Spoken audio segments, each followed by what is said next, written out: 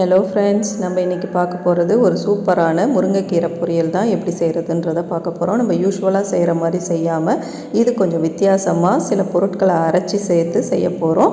ரொம்பவே சூப்பராக இருக்கும். சாதத்தில் கூட பிசைஞ்சு சாப்பிட்லாம். வாங்க எப்படி செய்கிறதுன்றதை பார்க்கலாம். இதுக்கு முதல்ல ஒரு மிக்ஸி ஜாரில் கொஞ்சமாக நிலக்கடலை, வறுத்த நிலக்கடலையை பொடி பண்ணிக்கோங்க. குறன்னு ஈரம் இல்லாமல் பொடி பண்ணி எடுத்து வச்சுக்கோங்க. இது எடுத்ததுக்கப்புறம் அதே மிக்ஸி ஜாரில் கொஞ்சமாக ஒரு அரை டீஸ்பூன் அளவுக்கு ஜீரகம் சேர்த்துக்கலாம். 2 காஞ்ச மிளகா காரத்துக்கு சேர்த்துக்கோங்க. கொஞ்சமாக ஒரு 4-5 பூண்டு பல், கூடவே கொஞ்சமாக தேங்காய், ஒரு 2 டேபிள் ஸ்பூன் அளவுக்கு தேங்காய் சேர்த்து இதையும் நல்லா குறன்னு அரைச்சிட்டு வந்துடலாம். அரைச்சிட்டு வந்ததுக்கப்புறம் நம்ம இதெல்லாம் சேர்த்து தான் இந்த பொரியலை நம்ம செய்ய போகிறோம். ஃபஸ்ட்டு ஒரு வாணலில் ஒரு 2 டேபிள் ஸ்பூன் எண்ணெய் விட்டுக்கோங்க. எண்ணெய் விட்டுட்டு எண்ணெய் காஞ்சதுக்கப்புறம் 1 டீஸ்பூன் கடுகு, 1 டீஸ்பூன் உளுந்து, தாளிக்கிற உளுந்து சேர்த்து நல்லா பொரிய விடுங்க. இது பொரிஞ்சதுக்கப்புறம் நம்ம பொடியாக நறுக்கி வச்சுருக்கிற ஒரு வெங்காயத்தை சேர்த்துக்கலாம். சேர்த்து நல்லா வதக்கி விடுங்க. நல்லா வதங்கட்டும்.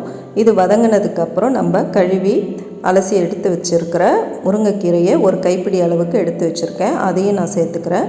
சேர்த்து இப்போ இதையும் நல்லா வதக்கி விடலாம். நம்ம சேனலை ஃபஸ்ட் டைம் பார்க்குறவங்க மறக்காமல் சப்ஸ்கிரைப் பண்ணிவிட்டு பெல் பட்டனையும் தட்டி விடுங்க. அப்போ தான் அடுத்தடுத்த இன்ட்ரெஸ்டிங்கான வீடியோஸ் உங்களுக்கு நோட்டிஃபிகேஷன் காமிக்கும். லைக், கமெண்ட்டும் ஷேரும் பண்ணுங்கள்.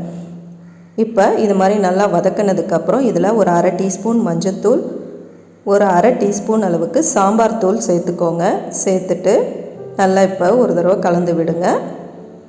இப்போ இது கலந்து விட்டுட்டு இதை நம்ம வேக வச்சிடலாம். லைட்டாக தண்ணி தெளித்து நம்ம வேக வைங்க. மூடி போட்டு வேக வைக்காதீங்க. கீரையை எப்போவுமே மூடி போட்டு வேக வைக்கக்கூடாது. இந்த மாதிரி நிறம் மாறாத அளவுக்கு நல்லா இந்த மாதிரி வேக வச்சுடுங்க. இது வேகட்டும். 5 நிமிஷம் வெந்ததுக்கப்புறம் நம்ம கீரையில் வேறு அடுத்த பொருட்களை நம்ம சேர்க்கலாம். இது வேகட்டும். இதில் ஏதாவது குறைகள் இருந்தால் கூட நீங்கள் கமெண்ட் செக்ஷனில் எனக்கு தாராளமாக கமெண்ட் பண்ணுங்கள். மறக்காமல் ஃப்ரெண்ட்ஸ் அண்ட் ஃபேமிலிக்கு கூட லைக் பண்ணிவிட்டு ஷேர் பண்ணுங்கள். இப்போ 5 நிமிஷத்துக்கு அப்புறம் இதில் தேவையான உப்பு சேர்த்துக்கிட்டு இந்த பூண்டு, ஜீரகம், மிளகா அரைச்சி வச்சுருக்கோம் இல்லையா, அதையும் சேர்த்துடலாம். கூடவே அந்த வேர்க்கடலை பொடியையும் சேர்த்துடலாம். சேர்த்துட்டு இப்போ நல்லா கலந்து விட்டு ஒரு 2 நிமிஷம் போல் திருப்பி இது ஓப்பனாகவே வேக வைங்க.